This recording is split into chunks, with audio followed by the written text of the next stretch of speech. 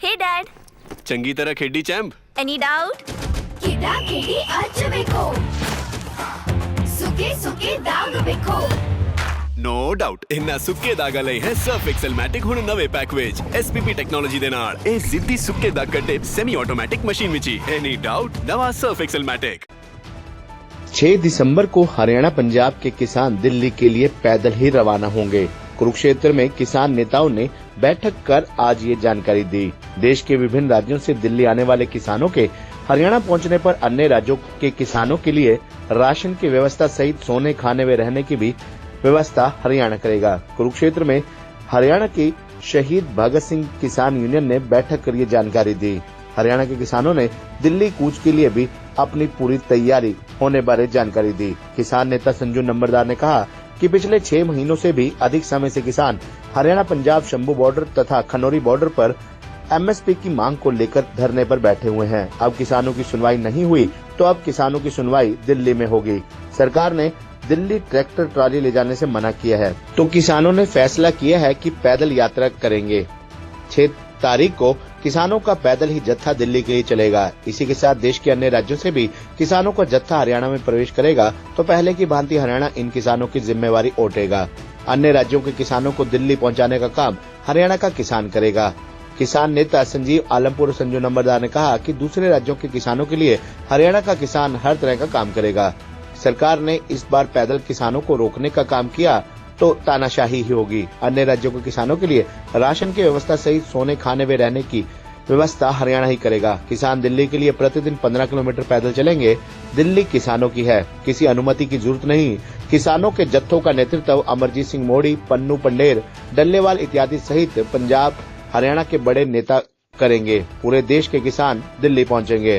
किसान नेता संजीव आलमपुर ने कहा कि किसानों की काफी लंबे समय से स्वामीनाथन की रिपोर्ट लागू करने की मांग रही है। भाजपा सरकार शुरू से ही किसानों को धोखा दे रही है। किसान काफी लंबे समय से अपनी मांगों को लेकर बॉर्डर पर बैठे थे। अब किसान 6 दिसंबर को शंभू बॉर्डर से हरियाणा में आएंगे। इसके लिए हरियाणा की शहीद भगत सिंह किसान यूनियन की टीम सारी व्यवस्था कर रही है। राज्यों के सभी गाँव में जाकर किसानों को जागरूक करेंगे। किसान अपने हक की लड़ाई लड़ते हुए कुर्बानी देता रहेगा। कुरुक्षेत्र से भी हजारों की संख्या में किसान दिल्ली पैदल यात्रा में शामिल होंगे। दिल्ली किसानों की आगामी लड़ाई का फैसला संयुक्त किसान मोर्चा करेगा। पिछले 9 महीने से लगभग 295 दिन से हमारे किसान हरियाणा पंजाब का किसान जो है MSP के लिए शंभू बॉर्डर पे बैठा है, उधर खनौरी बॉर्डर पे बैठा है। तो वहाँ किसी ने इनकी सुनवाई नहीं की। अब सुनवाई हमारी दिल्ली होगी। दिल्ली जाने दे रहे थे, ट्रैक्टर के लिए भी बोल रहे थे कि ट्रैक्टर नहीं ले जाने ये वो। अब की बार हमने फैसला किया है किसानों ने कि पैदल यात्रा करेंगे, पैदल ही दिल्ली जाएंगे।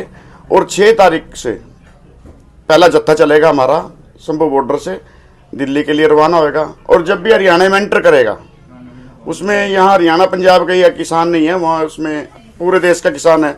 जैसे राजस्थान के से भी है, यूपी से हैं, महाराष्ट्र से हैं, हमारे किसान चलेंगे वहाँ से। तो उनका जो जत्था आएगा उसकी आगे सारी जिम्मेवारी जैसे पिछली बार हरियाणा ने उठी थी, अब की बार भी पूरा हरियाणा पंजाब का हरियाणा का जो किसान मजदूर है वो उनको दिल्ली तक पहुंचाने का वो करेगा।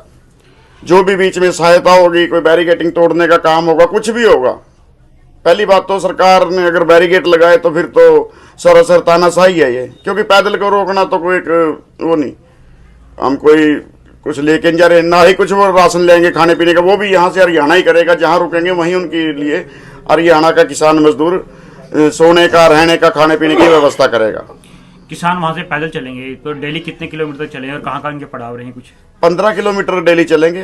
जैसे पहले 6 तारीख को चलेंगे तो जग्गी सिटी सेंटर होगा 6 का, 7 का होगा हमारा मोड़ा मंडी, 7 की रात होगी फिर खानपुर कोलियाँ, 8 की रात हमारी यहाँ पिपली। लगभग कितने किसान पैदल यात्रा में जुड़ेंगे?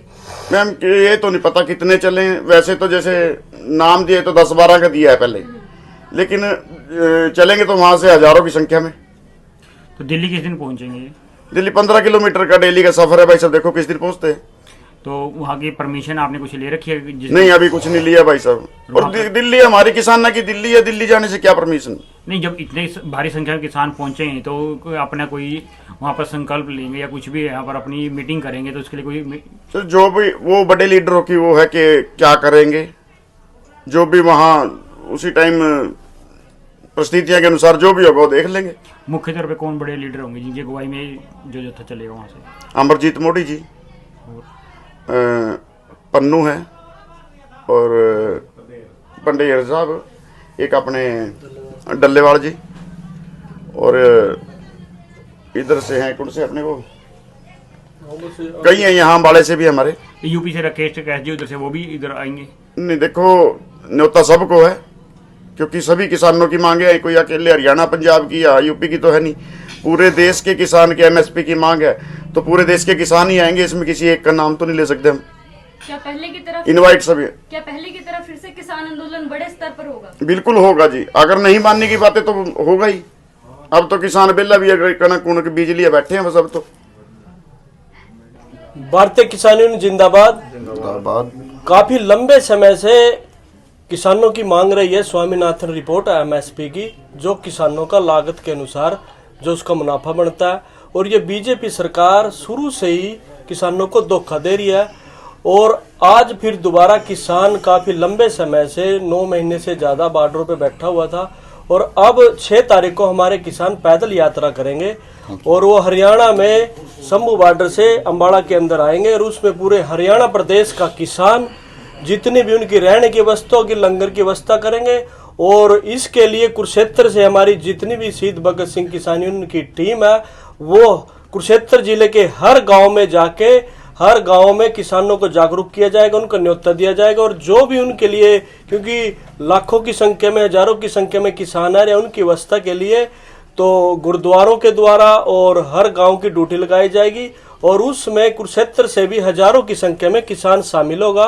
क्योंकि इसके लिए सुप्रीम कोर्ट ने भी कमेटी बना दी है कि जो किसानों की स्वामीनाथन रिपोर्ट के अनुसार जो मूल्य बनता है इनको वो दिया जाए।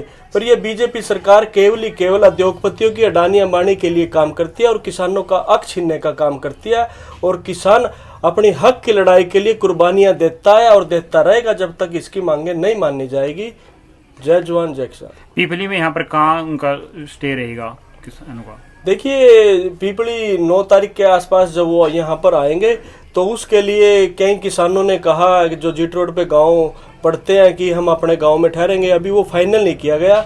हम उन गांव में जाके जिस गांव में हमें सही अवस्था लगेगी, क्योंकि हजारों की संख्या में किसान है रात को ठहरने के लिए, तो वो फाइनल नहीं किया, वो फाइनल करके हम आपको बता देंगे। दिल्ली कूच के बाद आगे की रणनीति किसानों की क्या रहने वाली है?